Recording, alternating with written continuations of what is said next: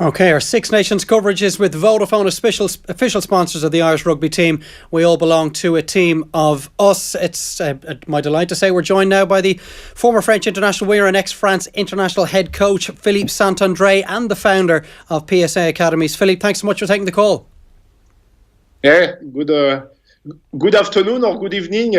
I don't know what I need to say, but Good evening will do. Listen, we'll get your thoughts on this French game and how the French squad are set up ahead of the game with Ireland at the weekend. But PSA Academies, as your organisation, was founded, November 2015, so you're into your third year. I'm told that 2018 is looking good, a lot of big things coming down the line. How are things set up from your point of view? Oh yeah, very good. Our big camp is in Tignes. In a Tignes in the Alps, and it's bigger and bigger every year.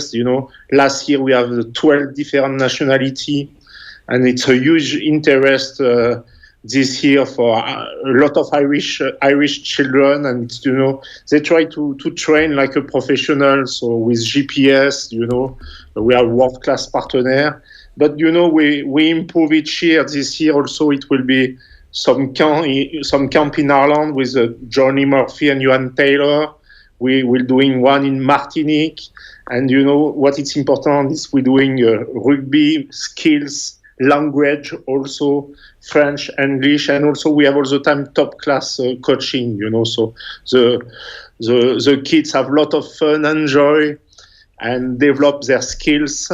And what I like is, to have different culture, Irish coach, a South African coach, of course, keep also the French coach.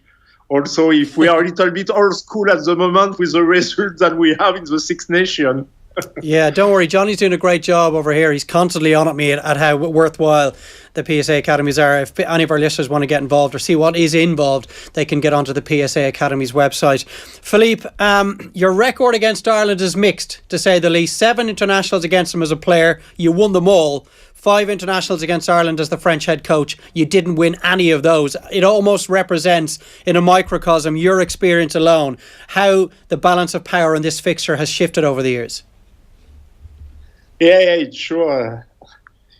Coach, we drew twice and we lost 3. I think, to be honest, you adapt much better of a professional area, with your organization, with your province.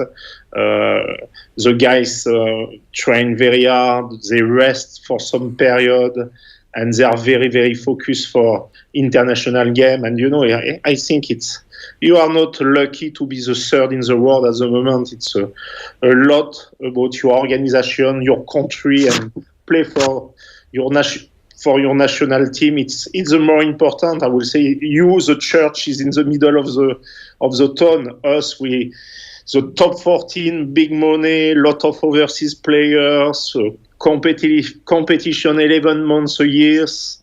This is fantastic for the business, but it was a big failure for our country. I will say our top 14 is similar than the Premiership in soccer in England. Great for the money for the player, great for the supporter, but terrible for our national team, And a lot of the issues, Philippe, that you've just lined down were very much an issue when you took over as head coach in 2011, and they were a bit of a mess after that World Cup, despite getting to the World Cup final in New Zealand under Mark Leverman. And I think you could almost say it's very similar now. Ronan O'Gara, in the build-up to this game, the former Ireland fly-half and former Racing Metro coach, he has said that France are a mess. Given the sacking of Guy Noves so close to the championship, the run of results that they endured when he was in charge, the injuries, the sickness in the camp this week, and the amount of new faces, is Ronan O'Gara right, in your opinion? Are France a mess ahead of this Six Nations championship? He is right, but to be honest, it's a big improvement for the last 6 months. Why? Because we asked to the club of top 14 to have 13 or 14 GIFs, so its players come from our formation. And we start to see some young French players playing in top 14. And this didn't exist for 10 years. So it's quite very good. Also, now the players have more time to prepare. They were together for 2 weeks before the Six Nations. They will now go back to their club during the Six Nations. This didn't exist when I was the coach of the French team. So I think we improve, and I think we start to have a new generation of French players. But no, we need to be patient because we didn't make any right decision for 9-10 years. So we start to make some decision. Some French players start to play. We are 9 in the ranking of World Rugby. I don't think so we can go down more than this. So I think maybe it will be the times now to come back, but we'll need to be patient. After, of course, you are favorite. You come in Stade de France, you are third nation in the world, you are favorite, but you never know. It's all the time a tough place to play in Stade de France. 2 years ago, you lost in France. We have some young kids, and we're looking forward for this game. After, of course, you will be more organized, you have more experience, you are halfback and are fantastic. But, just for us, I think we need to close the book of, I will say, 6 years of very, very poor rugby. The players have more times to prepare the game. Our new generation changed the system of what's the name of skills and of technique and of work for the last 4 years. I think we will be back, but we will need to be patient, and I will see that we will need between 18 months and 2 years to be again in the mix of the top in the world. It may not have a huge amount of relevance to this weekend's game, but what you've spoken about there, about the fact that when you were the head coach, you had to wave goodbye to the players at least twice during the actual Six Nations Championship as they were released back to the play in the top 14. Can we underestimate how much of a factor that might be for France? Maybe not this year, but season after this and heading towards a World Cup, that they will actually have this 6 to 8 week spell in camp together as a collective under Jacques Brunel, as opposed to it being splintered 3 ways. I mean, how much of a big deal would that have been for you when you were coaching them? It's huge. Do you know?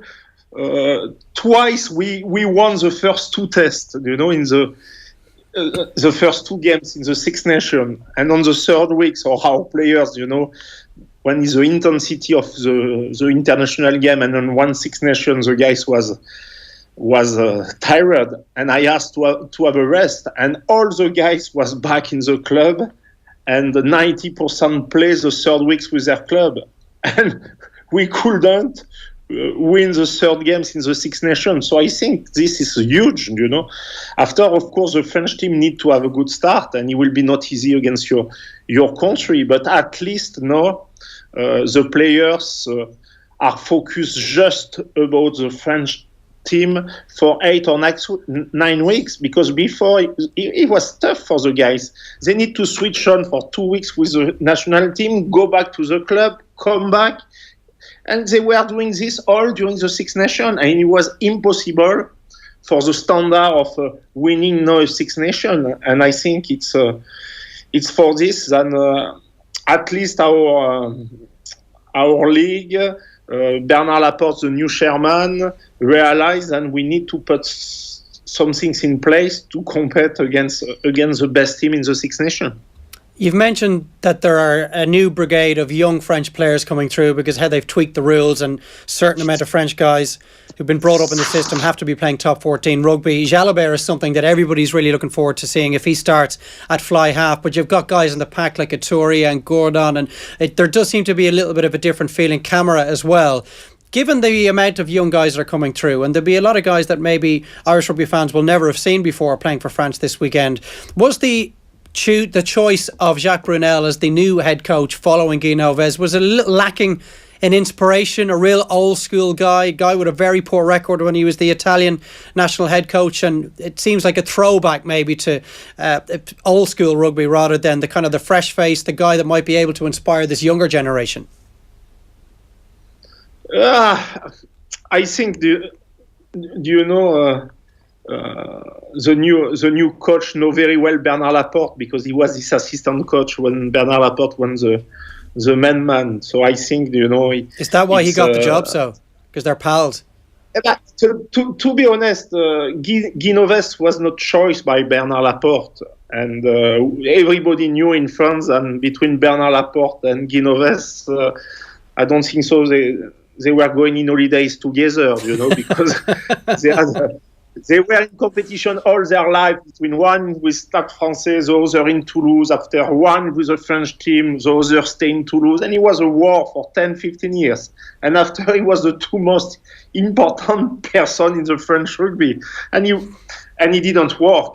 So at least Bernard Laporte trust Jacques Brunel, will not put him so much pressure, because we must not forget that Bernard Laporte in November asked that the French team of Guinoves won 3 tests in the 4 games we play, and we lost 3 and we drew 1.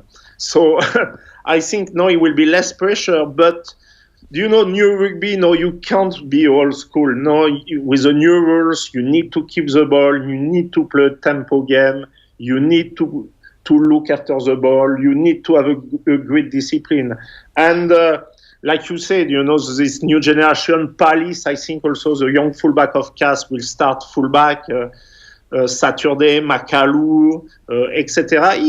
I think he will pick a team, can run a lot, much more mobile, because what's the name? It's the new rugby. You can't have now just big guys and very, very static. The game is so quick. The skills improve so much. It's for this also we love so much rugby, because high level is fantastic to watch. And I think we start to have some young player, like you say, and the fly half Jalibert for me is 19. It will be tough for him first game at home in France, in front of Sexton, but he has so much talent. I hope just that we will be patient with him, will be good with him, if he's good or if he play badly, and just to stay with him for all the Six Nations, Yeah, I think Machinot's probably going to be key, isn't he? Alongside him, the old head. The loss of Para might be not as keenly felt if Machinot has a big game. Before we leave you go, Philippe, tell us how you think it's going to go. Is there a surprise in this French team that they may catch Ireland on the hop this Saturday, or is it just too much to ask after such a short space of time that they could actually mount a potentially match-winning performance?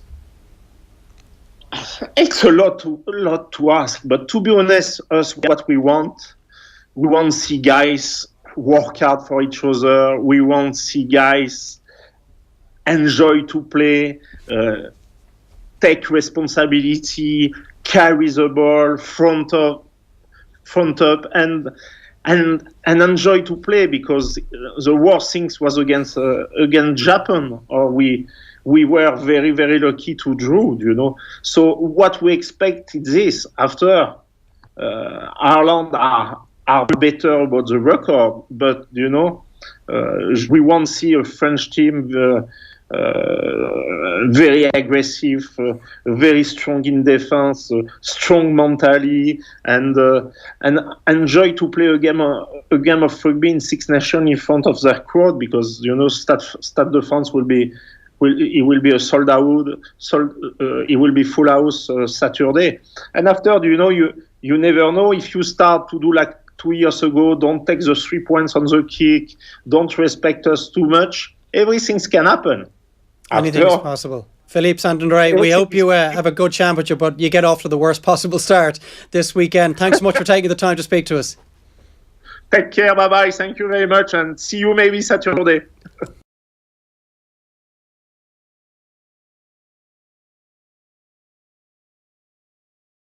Hey, hope you enjoyed that latest offering from Off the Ball. If you want to subscribe, and you should, check out just up here. All our latest stuff is just down here. Generally, knock yourself out.